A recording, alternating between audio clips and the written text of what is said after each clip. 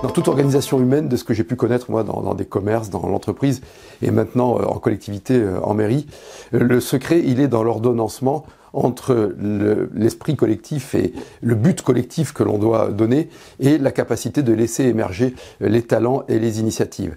Et lorsque l'on est sur le champ d'opération, face à l'ennemi pour l'armée, face aux concurrents en entreprise, face tout simplement à la réalité en collectivité, on se doit de libérer la créativité.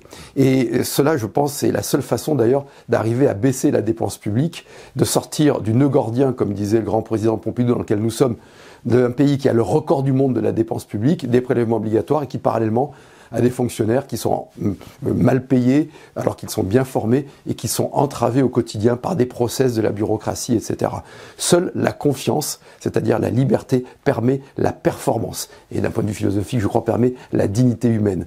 Donc la liberté est au cœur de l'efficacité. Et pour cela, eh bien, il faut savoir mettre en place des organisations décentralisées qui permettent aux individus, aux groupes d'individus, d'avoir un commandant qui rappelle les objectifs et l'esprit commun, mais qui laisse à chacun la capacité d'exprimer son talent.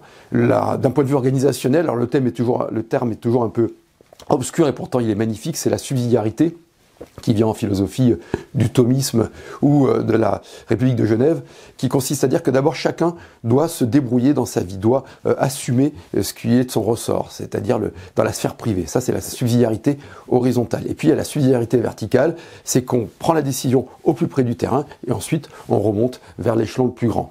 Lorsque l'on est face à la réalité de la vie, la guerre en Ukraine d'ailleurs en a été une forte expression, d'avoir une grande capacité d'autonomie, une grande capacité de décision permet précisément la performance et c'est pour cela qu'il faut sortir des obligations excessives de reporting, qu'il faut sortir des contraintes verticales et descendantes non adaptées. Le droit, par exemple, en France, doit être organisé sur des principes généraux du droit et des dispositions d'ordre public minoritaires qui s'imposent aux partis et qui sont l'exception du droit. Parce que la liberté n'a jamais à se justifier, c'est toujours la restriction de liberté qui doit se justifier.